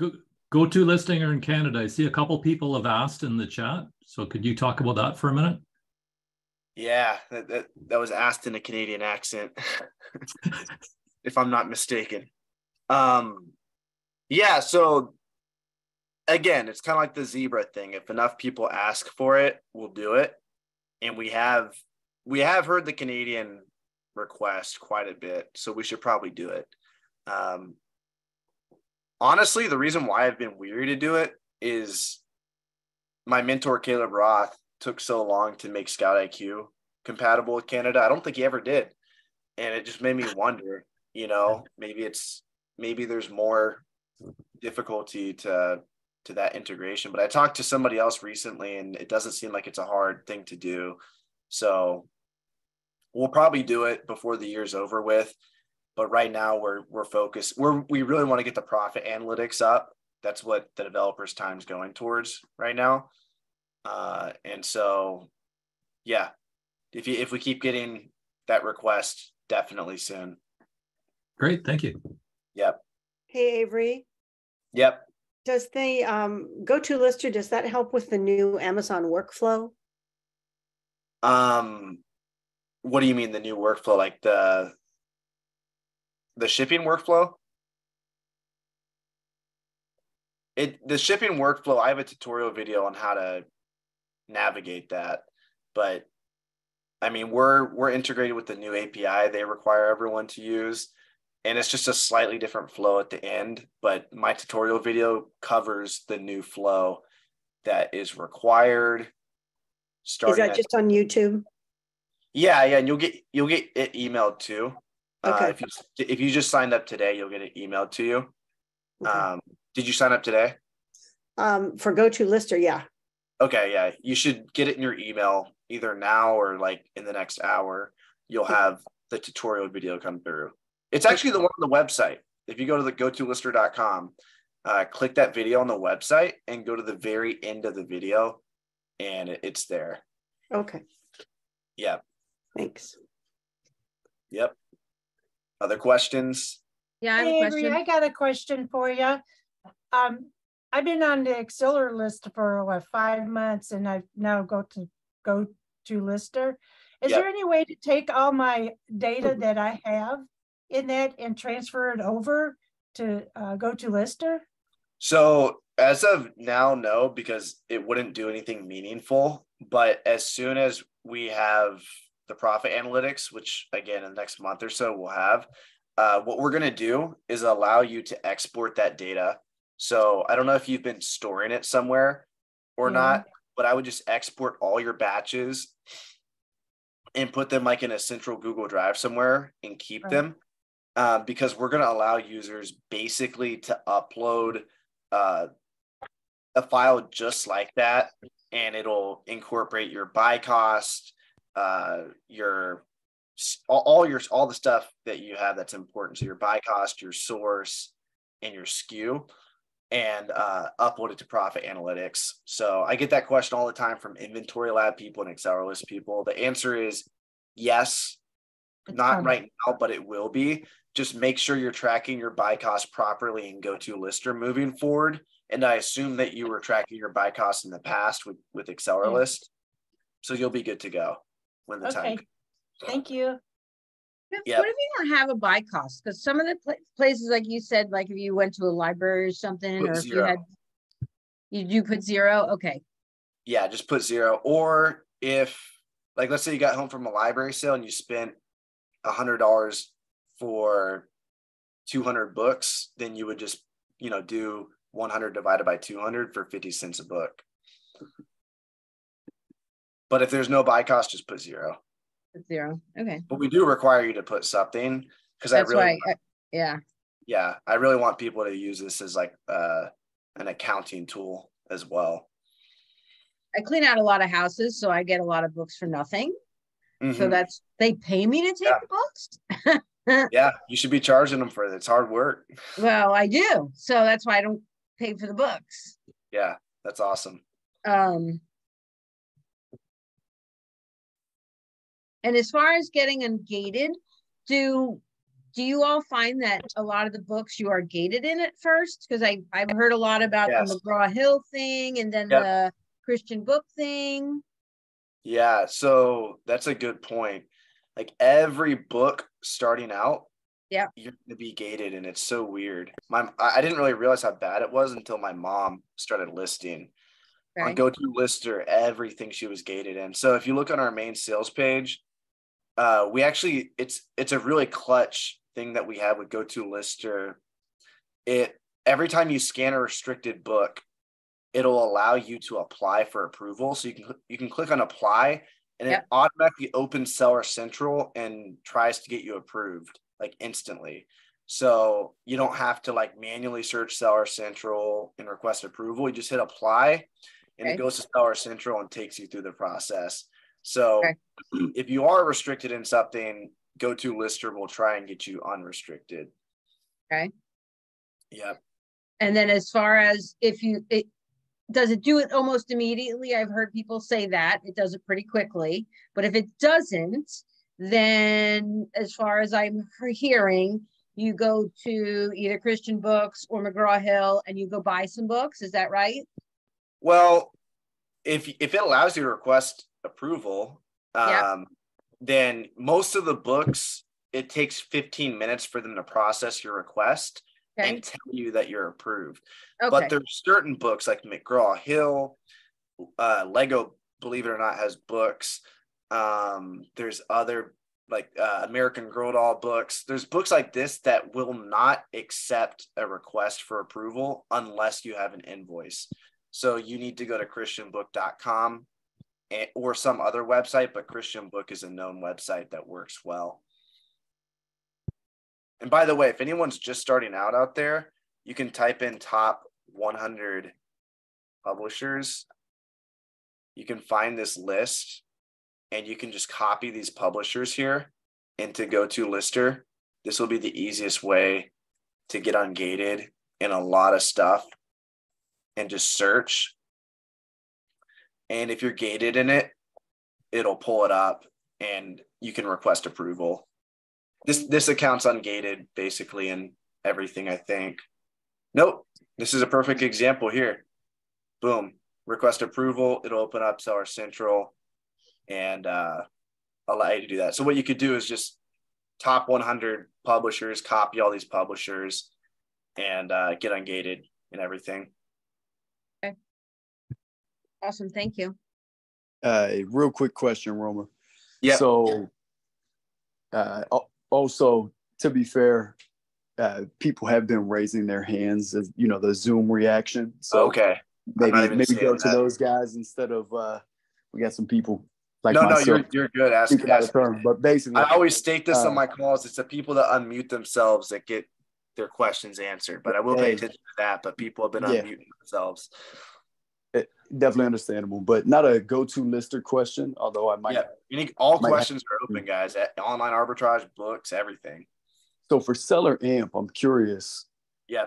When you're on there, would you say that the estimate for how many sales that item is getting every month, would you say that's accurate? Generally, yeah, it's pretty accurate. So what I do on any given Seller Amp item, so let's look at these socks right here. On any given Seller Amp item, I like to look at the offers tab. So what I'll do is I go to Keepa and I confirm that the offers tab has sales as well. If that makes sense. I never trust that it's 100%, but I think at ballpark, it's more or less, it gives you an idea for the category. Okay. But I've moved beauty products that are like 900 sales a month, which doesn't sound like a whole lot, but when I'm buy boxing, man, I'll sell a lot. Okay, cool. Yeah. I appreciate the answer, man. Yeah, so it's right here, data, offers, and then I look at the last sold for the last 30 days, and you can see the total is 2,100 here, which doesn't mean that that's set in stone. 2,700 here. This gets 3,400 a month. So it could sell more than 3,400 a month. Who knows? This is just like what's reported. So I just kind of use these two numbers as an estimate, but sometimes this is an underestimate of what the actual sales are. Other questions? Very cool. Thanks again. Yeah.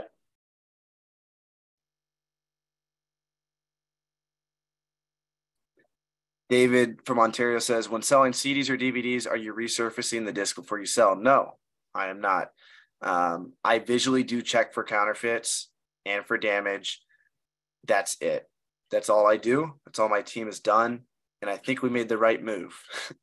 We could have made the wrong move, but I think we made the right move because I sold over 30,000 CDs and DVDs and books last year.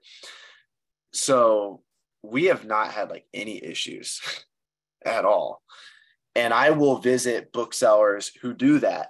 And I am like, you are paying someone, you're paying a grown ass man $18 an hour to clean DVDs all day. And we don't do any of that. And our feedback is like 93%. I mean, it's not the best, but we buy box fine, our sell-throughs fine. So I think it's a waste of time to clean DVDs. Sorry, one more for you. So, am I wasting my time here with this shit? I think so. I personally think so. All right. I mean, Dave can read. He cleans his, but I don't think it's the right move personally. So Avery, yeah. When you do a visual inspection, if you see some damage, whatever, do you attempt to return it, or do you just eat it? Eliminates confusion. No, well, that's a good question.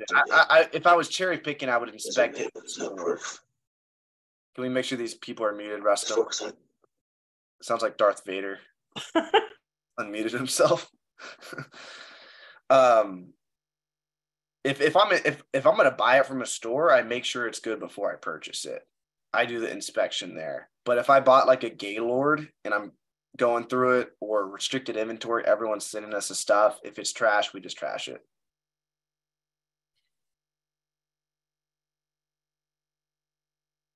So I specifically, I mean, like doing the eBay to Amazon flips. If you that's a Steve question. Steve, you there? Yeah, let me finish chewing my food. Yeah. The question is, I'm listening. Okay, cool. Somebody says, I got a message on your account. I got the messages, your account does not qualify when you try to apply for the brand. What do? You just got to wait it out and try again later. There's red restricted for a reason. A lot of people can't sell certain categories like textbooks, and that's where restrictedinventory.com comes in. If you guys have restricted textbooks, I promise you this is the best way to make money off of them. We still pay you 50% profit to this day, and I've fought my ass off to make this business survive. This is like the only way you guys can sell textbooks on Amazon FBA is through restrictedinventory.com. You done chewing, Steve? Oh, I'm ready to go now. Let's go. What was the question? Yeah. So how do you, I'll go ahead and let Josh ask it. Was it Josh? Was that who was asking? Yeah. So if you get a DVD or some kind of item that on the eBay to Amazon flips that is damaged, how do you ship it back to them and ask for your money back, or what? Yeah, so we have a whole system. So it's a lot to talk about here, but I have a whole entire master sheet. So every time items come in, we scan the barcode of the actual shipment. It goes into our spreadsheet, and we're able to see what the condition was supposed to be versus what it is. If it's something that's not accurate or it was damaged, essentially what we do is we contact the seller and we tell them, hey, we want a refund. Some of them will just give you a refund right off the bat. Others will fight with you and say, well, we don't have a refund. There's no refunds allowed. And it's like, listen, it's not as described. And then you have to go open a case. Other people will say, all right, I'll give you a refund, but you're going to need to ship it back to us. So in that situation, we essentially just ship it back and then we get a refund. So I would say probably, I'm buying over 1,000 items a month. I would say, each week, we're processing 250 to 350 items. I'd say we typically have like maybe, 10 to 15 returns or so. And we have a script that we send out to all of the people that we buy from in advance, because before then, like my refund rate was at like 8% plus. And then once we started sending a script to the eBay sellers to say, hey, if your item's damaged and you're selling it as brand new, please don't send it to us. Or if you're selling us an item new that's absolutely destroyed, don't send it to us, because there's only so much you could see in the pictures. We got a lot less items as described. So that's our process. Hopefully that helps. Okay, yeah, I think it does. And I think I got that email with that script. Yeah, then that was either me or one of my students, because I've had about 1,000 people I've enrolled in my program, and a lot of them are using a similar script, even though I tell them make your own script. So yeah, okay, yeah, thanks. Yeah, thanks, Josh. Hey, Avery, can you hear me? Yeah. What's up, Solomon? When it comes to shipping, because I sent in my first shipment here this week, and I went to USPS, and it cost me like 25. And I was thinking that from when I created my work order on Amazon, it would estimate me at like $8. And I'm wondering, should I have shipped it UPS or FedEx or went some other route than the postal service? You're shipping it to Amazon? Yeah, that's what I did. Always go with Amazon partnered shipping, which is UPS. So again, go to GoToLister.com and watch that video. It's a video that it shows you at the very end of the video. I show you how to end your shipment on Seller Central. It'll tell you what to select and stuff. Always select. UPS is actually cheaper than USPS. USPS will charge you a lot in comparison to what Amazon charges you. So yeah, don't do that. And USPS is a worse service too. UPS is better. Yeah. Okay. Hey Avery, I'm done. Okay. How many people we got, Rustum? We have a total of 92 participants. 92 people. Congratulations. All right. Any last minute people that want to sign up for this $1,200 book giveaway? And we have about $1,000 in other stuff that we're giving away. Any last minute people? Can I ask a really short question? Does this work with eYoYo scanner?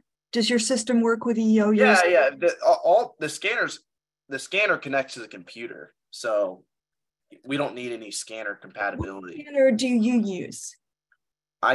It's called the Wone Nice scanner, $20 on Amazon. Wone Nice. Wone Nice. Okay. Yeah. It sounds like what? That's the name they came up with. Tonight, very much. Wone Nice scanner. I'm telling you. Oh, nice. Okay. Somebody else got it. Somebody's got the Nanamu in the chat. I have that too. I have the same one. It was the cheapest one on Amazon. It honestly doesn't matter what you. Am I the only one that uses a Wone Nice? I feel like somebody else in the community. Do you take that to sales? Your Wona or whatever it is? No, it's just because it's $20 and I can just plug it in. And with Bluetooth scanners, there's battery life. And when I get home and I want to list, I don't want to have to think about Bluetooth connection. I don't want to think about battery life. Actually, the Nanamu that I recommend, it's compatible. If you're eYoYo, you might be able just to plug it into the computer. So thank you so much for tonight. Very, very much. Thank you. If you go to gotolister.com/10x, let me make sure this works. If you just go to gotolister.com and wait a second, a pop-up will occur. If you put your email in, that'll give you my 10x listing method, which has my complete supplies list. It's also on starthumble.com for my supplies list as well. Rex said, I couldn't even tell you the name of my scanner. Whatever's cheapest, they all work the same. Yeah, it's true. Except for Bluetooth scanners in stores, it does matter. It does matter a bit more. All right, I think that's it. So this is how I do these giveaway, guys. What I do, I don't just randomly select an email, because if you guys took research methods in college, you know that nothing's randomly selected. We always have human bias. So I am not capable of randomly selecting the email. Let's make sure no more emails are coming in, Rustum. All right, I think we're good. So what I do is I use a random number generator, just like with scientific experiments. And this is how we're gonna choose. If I wrote it down on pieces of paper, that wouldn't be random either, because the pieces of paper are different sizes. So some pieces of paper would have bigger surface areas. Some would be stickier than others. So this is the most fair way to do it. All right, let's rock and roll. I'm gonna select one of you guys. Becky was nice enough not to enter twice, unless she did, which is fine if she did. Becky won last time. I did not enter again. All right, if you want to, I'm telling you, you can. Everyone might just be able to get if you win twice. Yeah, that would sound pretty random, wouldn't it, Avery? Did you get the? I know, right? That then people would think that we were in cahoots. Can you enter again? I did not. You can if you want. You can No, always. no. I'm She's choosing not to. I'm saying for anyone that wins today, you can always. I'm still thankful. I'm still being thankful, so I'm good. All right, you better get those books listed. Did you list them yet? They're listed. Yeah, I private messaged you about 351 profit. Okay, nice. Nice. Yep. Very nice. Thank you. All right. You said 1351? No, 351. 351? 351. What giveaway did you do? I got the first night you did the books. Okay. I got 5 boxes. Okay, gotcha. All right, let's do this, guys. All right, 62. Who is it, Rustum? Hang on, I'll verify the full name on GoToLister. Wait. Give me a second. You got to have some music playing or something, Avery, for that. Right? It is Mark Alexander. Alexander? Mark Alexander? Yes, Mark Alexander. You want to unmute yourself, Mark Alexander? I don't know. I don't know if he's here. Is he here? That's me. It's yeah. Mark, where you that guy you guys kicked out? Oh. Fine. Did somebody say? Oh yeah, Mark Alexander. Is it Alexander Panovsky? Sorry, I'm here. Winner, chicken dinner. Oh wait, we got 2 Marks here. The email address is mark@gmail.com. Yeah, that's me. Oh, this Mark. This Mark. Yeah, winner, chicken dinner. All right. I thought we had 2 people. The one whose name is Mark. Okay, cool. Sweet, Mark. All right, you just won $1,200 in profitable books. You got all the giveaways we said. You got the course. You got the reselling freedom. You got GoToLister for 6 months. So Rustum, if you can make sure work with Earn, make sure he gets all those things delivered to him. We'll get those to you in the next 24 hours. And the books should be to you hopefully by next Friday, sometime next week, early next week. Hopefully we'll get them shipped out tomorrow. Okay. Awesome. Hey, what do you guys need me to do for this winning? We're gonna reach out to you. Just look for an email from us. Okay, cool. Yeah. Sweet. Congrats, Mark. Awesome. Many thanks. You guys are awesome. And everyone make sure that you're what was I about to say? Rustum, if you can make sure people are muted. I was hearing like some weird noise. We'll do some Q&A for a little bit and then we'll get out of here. Last minute Q&A. It can be about book selling, online arbitrage, GoToLister, whatever you guys want. Is there an app for GoToLister on the App Store? Not yet. No, not on mobile. So how do you list from your phone? You can't list from your phone. Oh, I thought that was the beauty of it. I thought that's why you said you don't have a storage locker and all that, because you just listed it on your phone from your car, or was that from your laptop? Oh, I was doing it from my laptop, but I wasn't using GoToLister at the time. That was years ago. I was using Seller List back then. I see. You could use it on your phone. Like our website's relatively mobile friendly, especially in comparison to the other softwares out there. But I don't recommend it because you have to print labels, which are 30 cents to list each book. You really want to have like your whole workflow set in your house. Of course. I just thought it was to list from your phone. Okay. Yeah, no, we might do that one day. That was kind of like my goal, but thinking of like the printer compatibility, it really doesn't make sense to not have a printer near you. And if you have a printer near you, you might as well just do it on your computer, Yeah. Okay. Thanks. Yeah, 100%. I got a question. Yep. Okay, so I just went to the library, right? And I was talking to the librarian, and she said the other Amazon seller that comes there and buys books, he doesn't talk to him. He's not friendly at all. So then I was trying to like get a good relationship going with them. How do I, the most kindly way, ask them if I could go to the back room? Like, I feel like it's such a weird ask. Oh, wait, what was the first part about the Amazon seller? They said they were talking. Like he never talks to him. They said he just like gets in, gets out, buys his books, leaves. Like they're like, he's not really friendly at all. I mean, so I would try just to talk to him every time. If they like it when you buy books from them, I would say, hey, as I would do it as you're purchasing books. I would do it not before you purchase. Like, you have a big stack of books and be like, hey, by any chance, like, I've already looked through these books. Do you guys have any books that like you haven't gone that I can go through that are maybe sitting around? I can help organize them. I can help bring them out on the shelf. I'll make sure to like leave the place better than when I came, and I'm sure they would let you do it. Like, I literally, you just got to get over the fear of asking. Like, I've asked. I know. I've been a little nervous. I was like, I try to do it every time I go in there. I'm like, I can't, because I got like 30 books with me every time. I'm like, I don't know if I want to ask for more. No, like, do it as you have the books, like, because that's like proof. Like, they like that you're spending money with them. Be like, hey, I want to buy more books to help the library. So. All right. Yeah. Thank you. You'll be good, man. Just ask. I have something to say. What's up? So I went to the library the other day and I stayed like 3 hours. I scanned over, I think it was 1,700 books. And so I came out. That's good speed. That's pretty good. And it was my first time too. So I paid 140 something. But the lady that was selling the book, she was like, oh my God, you spend so much with us. How about you become friends of library and it's $10? So she said, we have 30,000 books downstairs. So the next time you come, just go downstairs and sit and scan away. So that was awesome. Yeah. So you're friends with the library now? Yeah. So I'm a friend of the library now. Yeah. So next time I go, I'll just sit down and scan through. Yeah, you gotta be. It'd even be worth going to their meetings and stuff, because you never know what might arise. Introduce yourself as like the Amazon seller, and they'll know you. I did. I told them. So they said, okay, come back and just sit down and just scan. Where are you located? I'm in the Bronx, New York. So I went to a library not far from here. Yeah. New York's a great state for books. Yeah.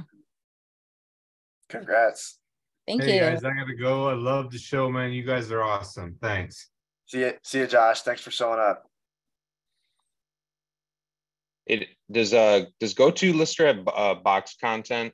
I know that you like to do the one box method, but not yet. That's on our list. That's part of like inventory management. We would have it, but we just been focused on the profit analytics. So we've been focused on the profit analytics right before splits became a huge issue. So after that, we're gonna tackle box content. So that'll probably be in about 2 months. We'll have that. Okay. And is GoToLister working well right now with the new send to Amazon workflow? What do you mean by that? Somebody else was asking that. So basically, I think it's March 1st. They're forced. Yeah. That's just like the way it looks on Seller Central. It works fine. Like. Okay, because I knew that there was some kind of, maybe it was more geared towards issues with box contents for other listing softwares, but I know they were saying like, there has to be a workaround for the new send to Amazon workflow. Yeah. No, we're fine with all the changes that they have coming up. Yeah. And then I know you were talking about, having the kind of profit analytics and all that. So are you basically going to like have the same maybe accounting attributes as like inventory lab? Yeah, but we're going to display them more like seller board. We're kind of modeling them. We want you to be able to see on a per item basis. And we also want you to be able to open your phone and see, I'm doing 500 in sales today and 200 is true profit. So we'll have like a large scale, what you're looking at, and then on a more granular, like on a per item basis. Then we'll also tell you, like, is Goodwill a profitable source for you? Our libraries, is X library a profitable source? All your sources will also be divided into profitability. But those first two things I mentioned is like what we're building right now. Right. Yeah, because I've never used Inventory Lab, but I know a lot of people are saying, that's all you really need for your accounting purposes. Because I hate spreadsheets, I hate dealing with spreadsheets, hate plugging stuff in. Yeah. I mean, that's what we're basically building the tracking spreadsheet into the software. If you guys use that. So. For sure. Yep. Do you need a reprice it? I think I asked the question today, but I said reprieve or something on reprice it. It's what somebody asked. It might have been you. Reprice it's great. You just need a software that allows you to price at buy box. That's really the most important thing you should be doing. After like 40, 50 days, you should be aggressively attacking buy box. You really before then. But what we do at GoToLister is we price your item, slightly higher than buy box so you can make more profit. But, give it 30 days. And if it doesn't sell, then just attack buy box. Okay. So you don't need to reprice it right away. You could just do without it for now. Yeah, you can do it on your own. But once you have like over 300 units, you're going to want it. I'll drop a YouTube video in the chat real quick that breaks down my whole repricing strategy. Very good. And also, do you have a video on like step-by-step with the GoLister? Yes, I do. It's on the main website. Go to gotolister.com. It's on the main website. It literally is step-by-step. Okay, very good. Thanks. Yeah. Okay. So would that be something you set up in your relister if you wanted to relist 30 days after? Yeah, or reprice 30 days after. Yeah, or just don't make your repricer not work or not turn on for 30 days or not reprice inventory for 30 days. Okay. All right. Thank you. Or just set it so like it only goes down, or your price adjusts if it only goes down less than 1%. So say a penny. Yeah, something like that would work too. So I just commented the YouTube link. That's my repricing strategy right there. I shot that when I was in South America. So I'm like outside a coffee shop, but it breaks down my strategy completely. I'd like to see a detailed walkthrough of your channel max settings. Because one thing, dude, this is messed up. I saw someone post in the book flipper community about, I'm having issues with reprice it. And I'm like, I guess I should probably check out my reports. For like the last week, reprice it has not been repricing a single thing. It's been showing the same item over and over again in my repricing reports. Yeah. So I had a few issues with them, and I thought maybe I'm just being the idiot not knowing how to use the software, but there was some red flags that came up. And whenever I switched, my units sold doubled for the next month. It just stayed high. My units sold doubled after I switched from repricing to Channel Max, which is why I use Channel Max. Right. So Channel Max, it could you could set repricing settings for each individual account. Obviously, it's not like the same settings across all your accounts. If you wanted to, I reprice. The only thing I reprice different is my OA stuff. I have slightly different rules for, but yeah. I basically reprice all my accounts the same. Somebody says drop that video. Drop that Channel Max video, dude. I'm like, I want to get into Channel Max really bad. It just doesn't look user intuitive, seems kind of complicated. It's not at all. You have to like get on a Zoom call with the Indians and get them to help. Always have a hard time understanding them. Yeah. But like, just ask them the questions you need, and maybe I should do a video of me talking with them. For sure. Other questions? Comments? Victories? Somebody in a shooting range? Forrest, are you in a shooting range right now? He's like, nah. Looks like he's like his garage, but earmuffs. I'm in the garage. Okay. Avery, the one guy was mentioning about how to get with the libraries and get in the back door. I started that a month ago and mentioned, I just talked to some guy sitting over at the thrift store. You're flirting with some guy, you said, right? I was flirting a little bit, just a little bit. And it got me in there, and I go in, I help him out probably twice a week, anywhere 2 to 4 hours, whatever time that I have. And I kid you not, but I walk out of that place anywhere between $200 to $500 profit just for scanning every book that comes through there. They save them for me now. So I scanned them And after I scan them, I put their little price tag on it, and I'll stick them out on their little bookcases. And then I have my little bag next to it. I say, well, one for me and one for you, one for me. And I'll tell you what, it made a world of difference. I get a lot. And they did have some guy coming in there who's been kind of rude and nasty. So they got rid of him, and now they just save all those books for me. Now I tell you what, it keeps me busy going over there. He was an Amazon seller, the other guy? Yeah. That's exactly like, that's karma right there. It was there. rude. Yeah, be nice. If you're nasty, they'll get rid of you quick. You lose a lot by being nasty. Those folks. Yeah, exactly. Don't be nasty. There's no reason to do that. But it's worth flirting and just volunteer a little bit. You know, a lot of places you can do it on a Sunday afternoon. You know, a couple hours. That's a lot of money to be making for a couple hours. You know, so just word of thought. Yep. All right, guys. Any last minute questions? Steve, it's about Steve's bedtime. I can see Steve's tired eyes coming on. No, well, you know, I could stay up all night hearing about Brenda flirting with everybody. So that's keeping me up. We're about to wrap this up. You gotta do what you gotta do, Steve, you know. Hey, it's like my mom. Every time she goes into a thrift store, she's always like, I'm not here to make friends, Steven. I'm not here to make friends. I always talk to people who are selling their stuff. Like at the Goodwill store, some little dude was checking out all them games and stuff and DVDs. Man, I got on the floor with him. Say, what are you doing, buddy? Show me what's on your phone. Oh, yeah, I don't hesitate now. I was shy at first, but not anymore. It's kind of fun now. See if I can intimidate somebody. Yeah, my mom's still kind of going through the shy phase, but she's naturally so extroverted. So I know once she gets comfortable, it's going to be game over.